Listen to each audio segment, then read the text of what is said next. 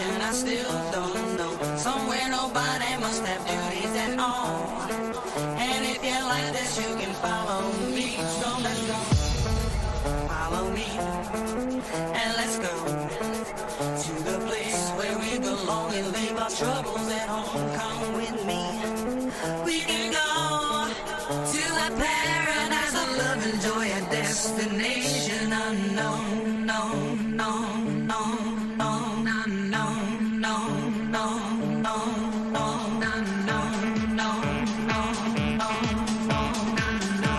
no, destination unknown.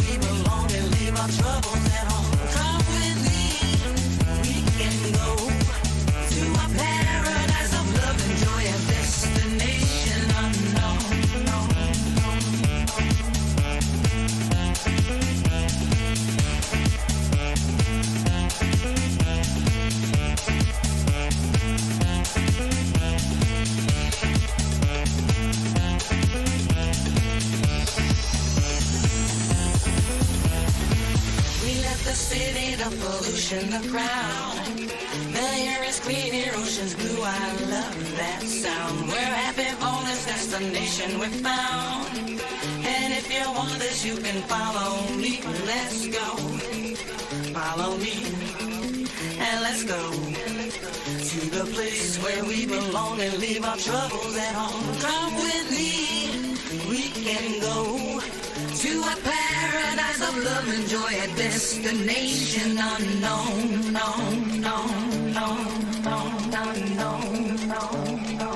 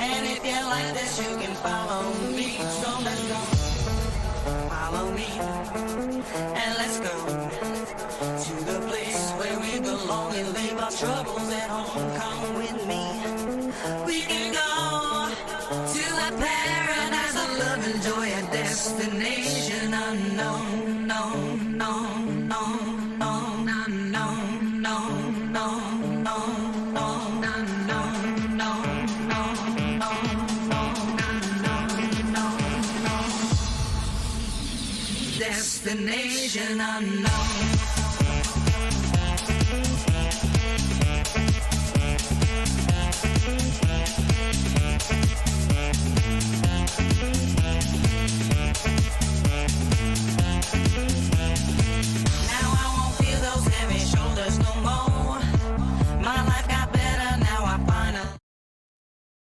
Salve, salve, quebrada, tranquilidade.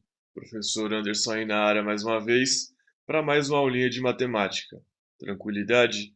Vamos dar então início aqui a situação de aprendizagem 3, ok? Atividade 1, razão, uma relação entre grandezas. Lembrando que estamos no nosso caderno do aluno, na parte de matemática, na página 135, ok? 1.1. A proporcionalidade está presente em nosso cotidiano e não damos conta de sua presença. Ela está no tempo que gastamos com o banho diário e o consumo de água e energia elétrica, enquanto o chuveiro está ligado, na velocidade da internet e, consequentemente, na rapidez dos seus downloads, no número de doces comprados e o valor pago, e assim por diante, etc. Verifique a relação entre as grandezas, determine a razão e preencha a tabela. Então, aqui nós temos a tabelinha, tá? Essa é a atividade 1, 1.1, exercício 1.1 que vocês vão fazer. E vamos observar aqui, ó, primeiro exemplo, a situação cotidiana, razão e relação entre as grandezas, certo? Marcos percorreu 12 quilômetros em 2 horas, ou seja, aqui nós temos uma razão, que toda razão é uma divisão e toda divisão é uma fração. 12 quilômetros em 2 horas, ou seja, 12 sobre 2. E isso daqui, como toda fração é uma divisão, nós estaremos fazendo 12, 12 dividido por 2, que é igual a 6, ok? E qual é a relação entre essas grandezas aqui? Nós temos então o quilômetro por hora, ou seja, ele fez 6 quilômetros por hora, ok? E assim por diante nas próximas linhas.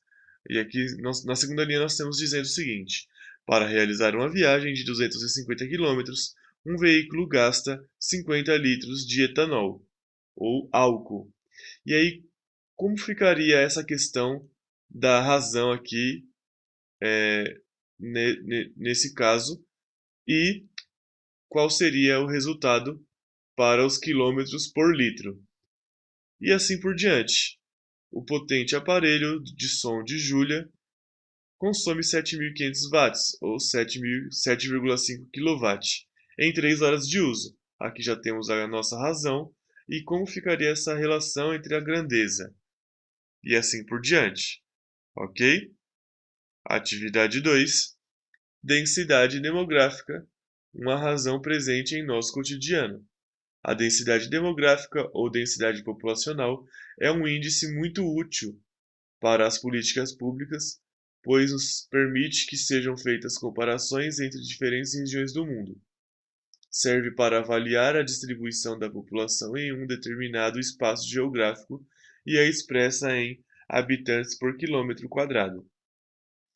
2.1. Sabendo que a área territorial da China é de aproximadamente 9.597.000 km² e a população em 2019 era estimada em 1.394.550.000 habitantes, calcule sua densidade demográfica. Como nós fazemos isso? Nós dividimos a área, que é essa daqui, ó, os quilômetros quadrados, tá? Dividimos o quilômetro quadrado pela quantidade de habitantes, que é 1.394.550.000 habitantes. Ok? Questão 2.2. Segundo o Instituto Brasileiro de Geografia e Estatística, o Brasil tinha aproximadamente 210 milhões de habitantes em 2019. Aqui tem então o link com essa notícia, tá? Sobre um território estimado de 8 milhões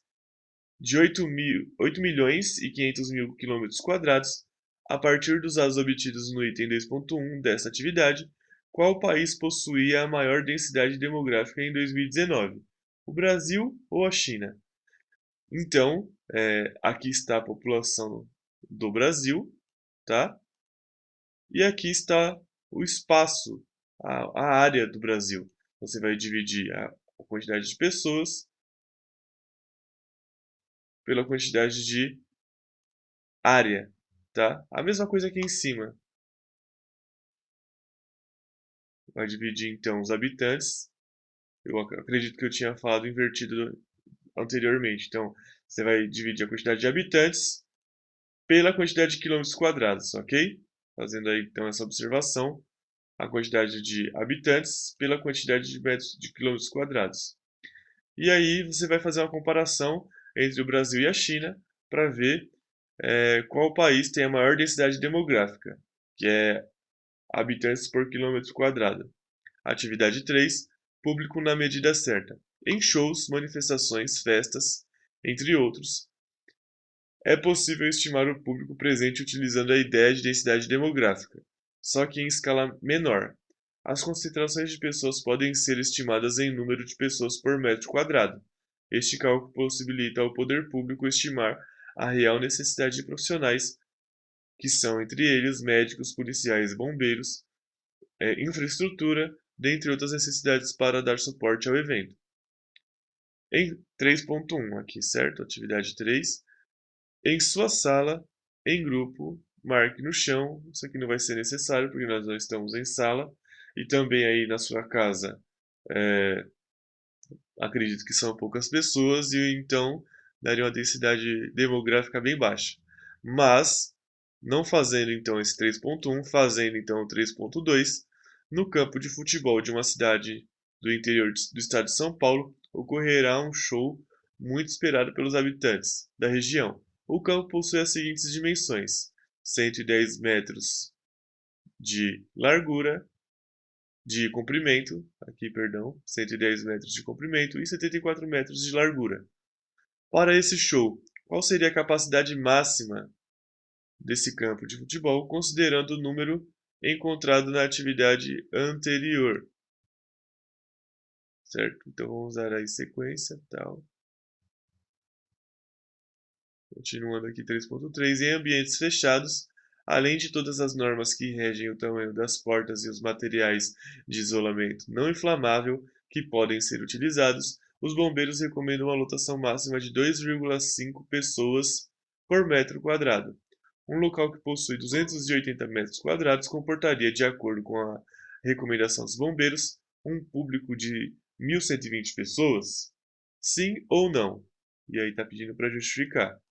Ok? Então tem que fazer aí a continha de divisão, tá?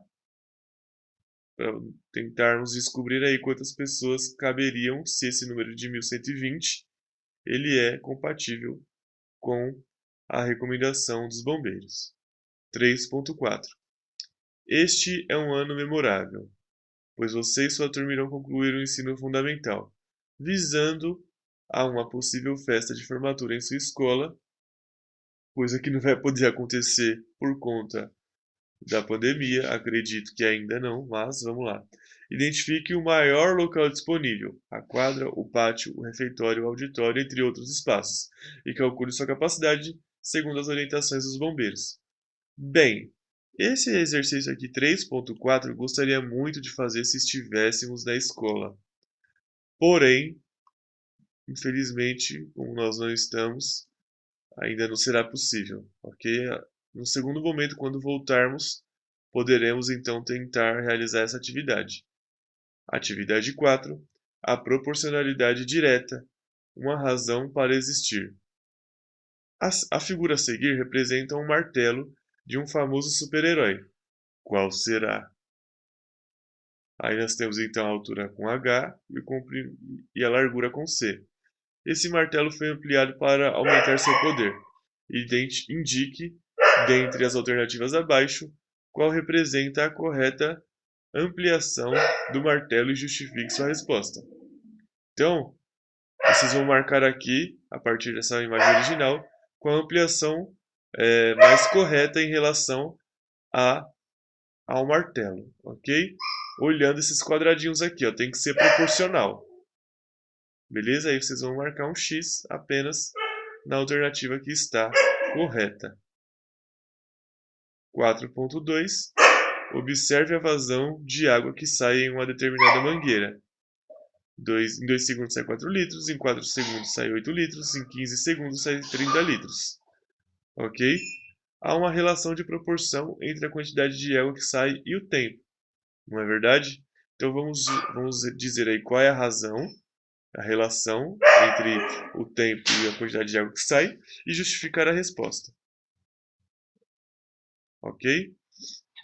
Atividade, então, 4.3, analise as situações abaixo e indique em cada uma se há ou não proporcionalidade direta ou inversa, justificando sua resposta.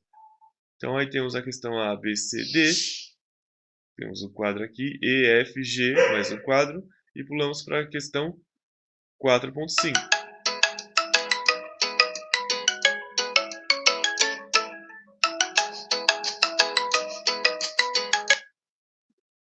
Com base no que você aprendeu nesta situação de aprendizagem, elabore um mapa mental em seu caderno com os principais assuntos trabalhados.